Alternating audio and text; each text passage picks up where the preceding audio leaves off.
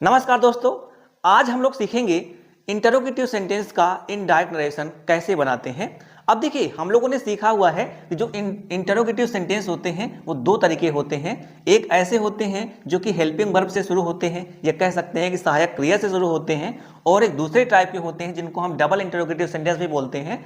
वो किससे शुरू होते हैं? क्वेश्चन वर्ड यानी प्रश्नवाचक शब्द से शुरू होते हैं। अब कौन कौन से प्रश्नवाचक शब्द होते हैं इसका मैंने वीडियो बनाया हुआ है, आप चाहे तो देख सकते हैं, स्क्रीन पर उसका थंबनेल भी दिख जाएगा आपको। अब जैसे मैं आपको बता दूं, what, when, why, where, how, how much, how many, ये सब क्या होते हैं? क्वेश्चन वर्ड होते हैं। अब हम लोगों ने पिछले वीडियो में ये सीखा था कि जब हम लोग डायरेक्ट नरेशन से इनडायरेक्ट नरेशन बनाते थे तो वहां पे हम दैट कोऑर्डिनेटिंग वर्ड या कह सकते हैं कनेक्टिंग वर्ड का उपयोग करते थे।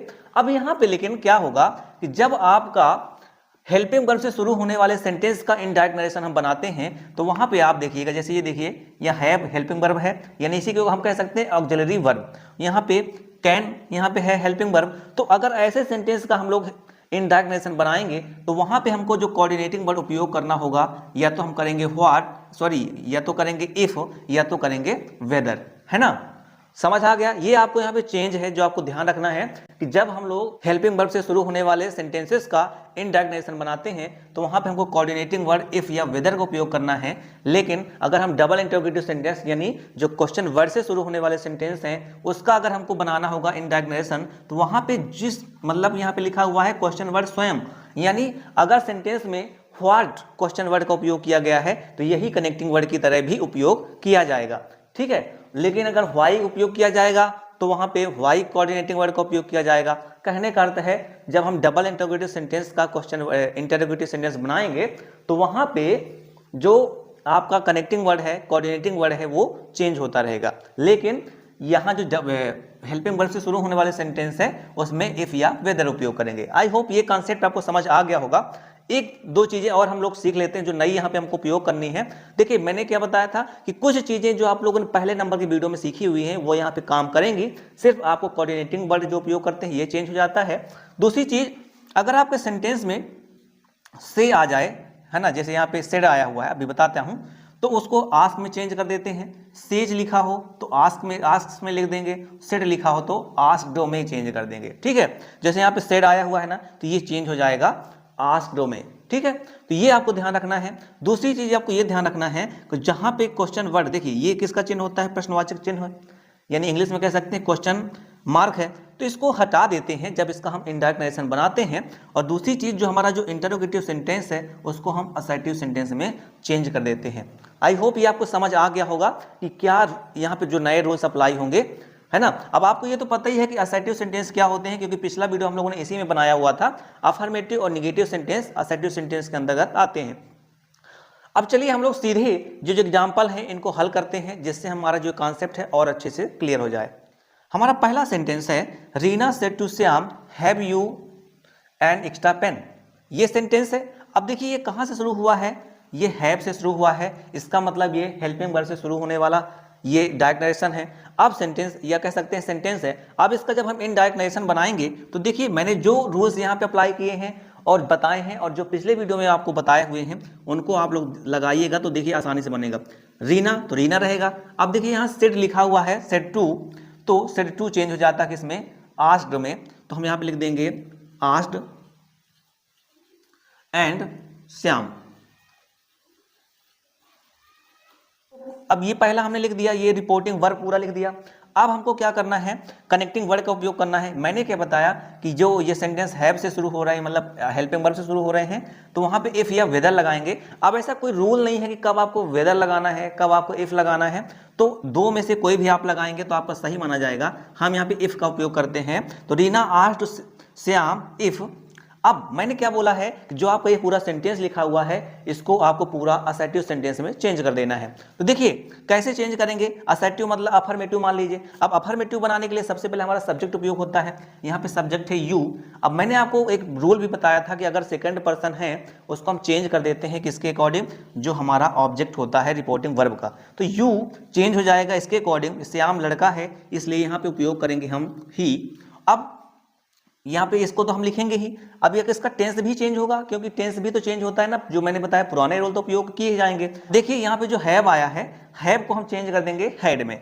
ठीक है, तो ही हैड, बाकी पूरा जो हमारा सेंटेंस है उसी तरह लिख देंगे एन एक्स्ट्रा पेन।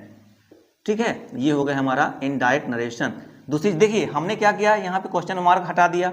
दूसरी बात, जो हमारा सेंटेंस था ही से शुरू हुआ, इसका मतलब इसको इंटरोगेटिव सेंटेंस को हमने असर्टिव सेंटेंस में भी चेंज कर दिया। तो आई होप पहला सेंटेंस आपको अच्छे से क्लियर हो गया होगा। हमने कुछ नया नहीं किया है, एक बार मैं और समझा दूं, फिर बाकी सब सेंटेंस को इतना टाइम लेके हम नहीं समझाएंगे। देखिए हमने क्या किया, सेड टू लिखा हुआ था, मैंने बताया था सेड टू को आस्क में चेंज कर देना है, तो रीना आस्क्ड श्याम। अब हम लोग ने वो लगा दिया क्या, कनेक्टिंग वर्ड इफ या वेदर, यहाँ पे हमने इफ लगा दिया। उसके बाद हमने बताया था कि जो हमारा पूरा सेंटेंस है इसको असर्टिव में चेंज कर देंगे। तो देखिए असर्टिव के लिए यहाँ पे जो सब्जेक्ट है यू आया था, यू को हमने क्या बोला, ये सेकंड पर्सन है, वो चेंज हो जाएगा इसके अकॉर्डिंग। तो ये श्याम क्या था, लड़का है, या कैसे लड़का है, तो इसलिए हमने ही लगा दिया। अब हैव हैड में चेंज हो गया, एन एक्स्ट्रा पेन पूरा लिख दिया। तो आई होप पहला सेंटेंस आपको क्लियर हो गया होगा। इस सेंटेंस को बनाने मुझे ज़्यादा टाइम लग गया है, अब आगे ऐसा इतना टाइम हम लोग नहीं लेंगे। चलिए दूसरा सेंटेंस बनाते हैं। क्या लिखा हुआ है, he said to me can you write a letter today. अब देखिए पूरा सेंटेंस, पहले इसको तो पूरा लिख देंगे, सेड टू लिखा तो आस्क में चेंज कर देंगे, asked me, he asked me. अब हमको देखिए कैन से शुरू हो रहा है, तो कैन से शुरू होने वाले जो शब्द हैं, यानी क्या कह सकते हैं, ये वाला इस कैटेगरी में आता है, इसके लिए हम इफ या वेदर उपयोग करेंगे। तो इफ यहाँ पे हमने लगा दिया। उसके बाद ये पूरे सेंटेंस को हम क्या चेंज कर देंगे, पहली बात इसका टेंस चेंज कर देंगे। दूसरी बात, जो भी हमारा सब्जेक्ट है उसके अकॉर्डिंग, यहाँ पे अगर सेकंड पर्सन है तो इसके अकॉर्डिंग चेंज कर देंगे। तो मी है, अब मी का सब्जेक्टिव फॉर्म क्या होता है, आई, तो आई, कैन को चेंज कर देंगे कुड में, है ना, क्योंकि ये तो रूल पहले ही अप्लाई हो रहे हैं कि अगर ये पास्ट टेंस में है तो इसको हम लोग भी पास्ट टेंस में करते हैं। आई कुड, बाकी पूरा जो सेंटेंस है, राइट आ लेटर। दूसरी चीज हमने क्या बोला था कि अगर आपके सेंटेंस में टुडे आ जाएगा तो टुडे को हम चेंज कर देते हैं दैट डे में। तो क्या लिख देंगे, दैट डे, और यहाँ पे क्वेश्चन मार्क हटा देंगे और इन्वर्टेड कामा तो हटा ही देते हैं। ठीक है, तो आई होप आपको समझ आ गया कि हमने यहाँ पे क्या किया हुआ है कि जो आपका सेंटेंस था उसको सेड टू को हमने आस्क्ड में चेंज कर दिया। बाकी इफ हमने कनेक्टिंग वर्ड उपयोग कर दिया, आई चूंकि यहाँ पे सेकंड पर्सन था, सेकंड पर्सन इसके अकॉर्डिंग चेंज हो जाता है और इसका सब्जेक्टिव फॉर्म होता है आई। कैन कुड में हो गया, बाकी पूरा का पूरा सेंटेंस सेम है। आई होप यहाँ पे दो सेंटेंस आपको समझ में आ गए होंगे। अब हम लोग मिक्स क्वेश्चन करेंगे जिसमें ये और ये दोनों टाइप के सेंटेंस होंगे। तो चलिए दोस्तों, अब इन सेंटेंसेस का हम लोग इनडायरेक्ट नरेशन बनाते हैं। यहाँ पे मैंने बताया था कि दोनों कंबाइंड टाइप के सेंटेंस है, तो आप यहाँ पे देख सकते हैं जो थर्ड नंबर सेंटेंस है उसमें क्या लिखा हुआ है, तीसरा said to me why are you happy. यहाँ पे हम देख रहे हैं कि जो क्वेश्चन वर्ड है शुरू में आया है, इसका मतलब ये दूसरे टाइप का यानी डबल इंटरोगेटिव टाइप का सेंटेंस है। और यहाँ पे जो हम लोग उपयोग करेंगे कनेक्टिंग वर्ड, वो क्या होगा, इसी को ही उपयोग कर लेंगे। चलिए इसको बनाते हैं। तो सबसे पहले क्या लिखा हुआ है, तीसरा सेड टू चेंज हो जाएगा आस्क्ड में, तो आस्क्ड मी। ठीक है, ये हो गया रिपोर्टिंग वर्ब। अब हम लोग कनेक्टिंग वर्ड लगाना है, तो मैंने क्या बताया कि जो आपको क्वेश्चन वर्ड होता है वही कनेक्टिंग वर्ड की तरह उपयोग हो जाता है। तो देखिए हमने कर लिया। अब यहाँ पे देखिए आर लिखा है, अब यहाँ पे पास्ट टेंस होने की वजह से इसका टेंस चेंज करेंगे, तो आर का इसका जब पास्ट फॉर्म लगाएंगे तो वॉज लगेगा। लेकिन आप देख लेंगे इसको हम बनाना है असर्टिव सेंटेंस, तो यू के लिए चेंज हो जाएगा इसके अकॉर्डिंग जो हमारा ऑब्जेक्ट है, तो इसका सब्जेक्टिव फॉर्म हो जाता है आई, तो व्हाई आई, और आर का हो जाएगा वॉज, इसका पास्ट फॉर्म हैप्पी, और क्वेश्चन वर्ड हटा देंगे, ये हो जाएगा हमारा इनडायरेक्ट नरेशन। एक बार इसको और बता देता हूं। देखिए हमको क्या करना था, जो नाम था चेंज कर दिया, सेड टू चेंज कर दिया हमने आस्क्ड में, ये मी, और ये जो हमारा क्वेश्चन वर्ड था वही यहाँ पे कनेक्टिंग वर्ड की तरह उपयोग हो गया। और बाकी इसको बनाना था पूरा सेंटेंस असर्टिव, तो असर्टिव बनाने के लिए हमने क्या किया कि जो आपका सब्जेक्ट था उसको, ये चूंकि यू था, यू चेंज हो गया ऑब्जेक्ट के अकॉर्डिंग। उसके बाद आर का पास्ट फॉर्म हो जाएगा वॉच, और उसके बाद जो बच गया उसको हमने लिख दिया। आई होप आपको समझ आ गया होगा। इसमें इतना टेंशन लेने की बात नहीं है। अगर आपको पहले वाले रूल याद हैं तो बहुत आसानी से चीज़ें बन जाएंगी। सिर्फ यहाँ पे हमको कनेक्टिंग वर्ड को ही ध्यान देना होता है और उसको असर्टिव बनाना होता है। चलिए नेक्स्ट सेंटेंस बनाते हैं। लिखा हुआ है Rohan said to me which team won the match. अब देखते जाइए, अब आप खुद भी आप बना पाओगे। रोहन आस्क्ड मी, ठीक है। अब यहाँ पे जो हमारे कनेक्टिंग वर्ड लगाना है, विच से शुरू हो रहा है, इसका मतलब डबल इंटरोगेटिव सेंटेंस है, इसको ही हम यहाँ पे कनेक्टिंग वर्ड की तरह उपयोग कर लेंगे विच। अब इस पूरा जो सेंटेंस है इसको हमको बनाना है किसमें, असर्टिव सेंटेंस में। और दूसरी बात, इसका जो टेंस है चेंज करेंगे, क्योंकि यहाँ पे क्या है, यहाँ पे पास्ट टेंस है। अब देखिए वन, ये पास्ट इंडेफिनिट है, और पास्ट इंडेफिनिट कहाँ चेंज होता है, पास्ट परफेक्ट में। तो सबसे पहले यहाँ पे देखिए विच टीम है, तो विच टीम हम पूरा पूरा लिख देंगे, विच टीम। अब इसका अगर हमको पास्ट परफेक्ट में बनाना है तो वहाँ पे हमको हैड हेल्पिंग वर्ब उपयोग करनी पड़ेगी, और वन तो वन ही रह जाएगा, द मैच, क्योंकि वन जो लिखा हुआ है ये ऑलरेडी सेकंड फॉर्म है, और इसका थर्ड फॉर्म भी वन ही होता है, क्योंकि हैड के बाद थर्ड फॉर्म उपयोग होती है। तो देखिए आसानी से इसको भी हमने बना लिया कि Rohan asked me which team had one the match. ठीक है, आई होप समझ आपको आ रहा होगा। काफ़ी सीरियस होकर मैं पढ़ाना पड़ रहा है मेरे को, क्योंकि कम टाइम में मैं चाहता हूँ आपको ज़्यादा से ज़्यादा सेंटेंस कवर करा दूँ। चलिए नेक्स्ट सेंटेंस बनाते हैं। हमारा नेक्स्ट सेंटेंस लिखा हुआ है कि mother asked me Reena who broke these cups, है ना। अब यहाँ पे भी देख लीजिए हु आया हुआ है, इसका मतलब डबल इंटरोगेटिव टाइप का सेंटेंस है। ब्रोक आया है, पास्ट इंडेफिनिट है, और इसको पास्ट परफेक्ट में इसको भी चेंज करेंगे।